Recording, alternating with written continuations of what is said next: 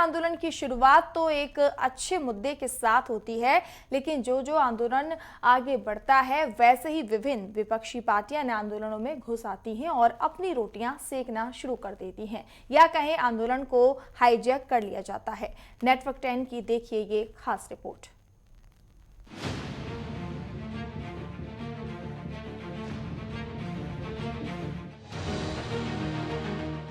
झारखंड की राजधानी रांची में छात्र आंदोलनरत हैं। छात्रों के इस आंदोलन में विभिन्न विपक्षी दलों की एंट्री हो चुकी है। छात्र भी मुद्दे से भटक कर इन विपक्षी दलों की चाल में फंस गए हैं। सरकार के विरुद्ध जो विपक्षी पार्टियां करना चाह रही हैं, वे कर रही हैं। वहीं राजनीति से दूर भोले भाले छात्र इनके झांसे में आ गए हैं और समझ नहीं पा रहे हैं कि आखिर उनका भला कौन चाह रहा है। जब जब नौजवान बोला है, कोई भी सरकार हो उसका तख्ता डोला है, और यही चरितार्थ हो रहा है। जो हेमंत सोरेन जी को बहुत पहले कर देना चाहिए था, वो इतनी मशक्कत के बाद जब उनको लगा कि नहीं अब इससे हमको हानि हो जाएगा, तब जाकर उन्होंने कुछ फैसला लिया।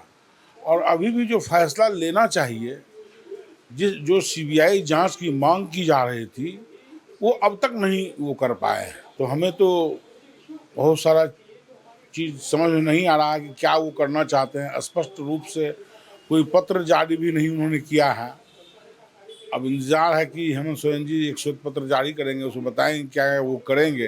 ये बेहतरीन फैसला सरकार का, माननीय मुख्यमंत्री महोदय का, एक संवेदनशील मुख्यमंत्री होने का प्रमाण दिया उन्होंने। छात्रों की भावनाओं के अनुरूप निर्णय लिए गए। अब मैं समझता हूँ तमाम छात्रों को सहयोग करना चाहिए और सभी छात्र अपने अपने घर जाकर, अपने हॉस्टल जाकर, अपने लॉज जाकर, लाइब्रेरी जाकर तैयारी में लग जाएं। उनके उज्जवल भविष्य की कामना हम करते हैं और किसी राजनीतिक बहकावे में ना आए।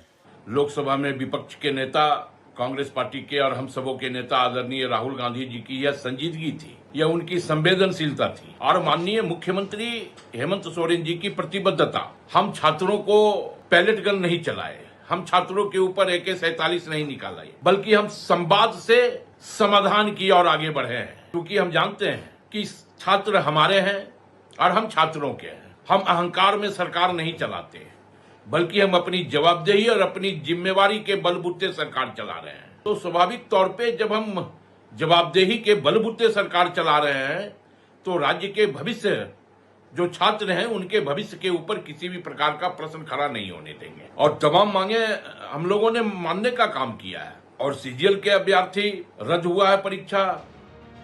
छात्रों ने हेमंत सरकार के सामने अपनी कुछ मांगे रखी। छात्रों की जो भी जायज मांगे थी सभी को मान लिया गया। इस मामले में राज्य सरकार की जांच एजेंसी CID काफी बेहतर ढंग से काम कर रही है। उसके परिणाम भी काफी सकारात्मक आ रहे हैं। कई गिरफ्तारियां भी हो चुकी हैं और जांच जारी है। जहां तक मेरा मानना है कि परीक्षाएं कैसी होनी चाहिए, कैसे नहीं होनी चाहिए, इसका पहले से ही SOP बना हुआ है और कहीं ना कहीं अगर वो SOP का पालन होता तो ये गड़बड़ियां नहीं होती।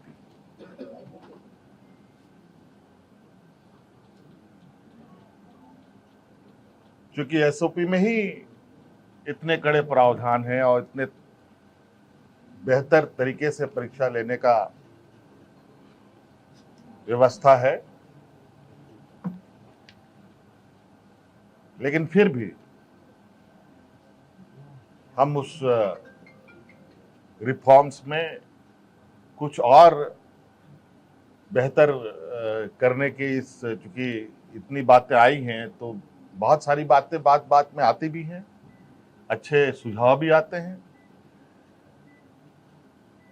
तो उन रिफॉर्म्स में उन सबको भी जोड़ा जाएगा।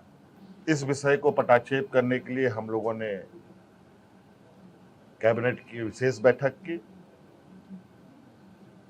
इस बैठक में उन सभी चीजों का समाधान निकालते हुए हम लोगों ने निर्णय लिया है कि TDPL द्वारा किए गए परीक्षाएं, TDPL के द्वारा प्रकाशित रिजल्ट और टीडीपीएल द्वारा जो भी अभ्यर्थी चुने गए हैं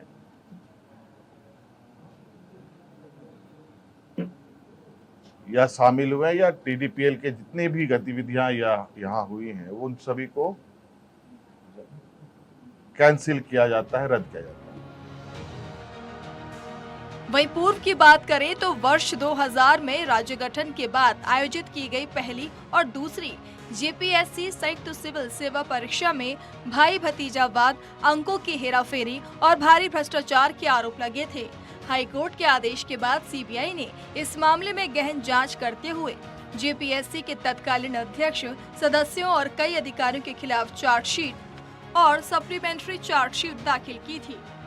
भ्रष्टाचार के आरोपी कई अधिकारियों को जेल भी जाना पड़ा था और ये मामला अभी भी अदालतों में लंबित है। वर्तमान हेमंत सरकार छात्रों के मुद्दे को लेकर काफी संजीदा है और छात्रों के हित में ही काम करना चाहती है। सरकार का कहना है कि राज्य की सीआईडी और सख्त एंटी पेपर लीक कानून के तहत त्वरित कार्रवाई की जा रही है। वहीं सीबीआई जांच सौंपने से प्रक्रिया बहुत लंबी खिंच जाती है, जिससे नियुक्तियां सालों साल रुकी रह जाती हैं। छात्र ये नहीं समझ पा रहे हैं कि सीबीआई को जांच सौंपने पर उसका खामियाजा भी उन्हें भुगतना पड़ सकता है। नेटवर्क 10 के लिए अभिषेक राजवंशी की रिपोर्ट।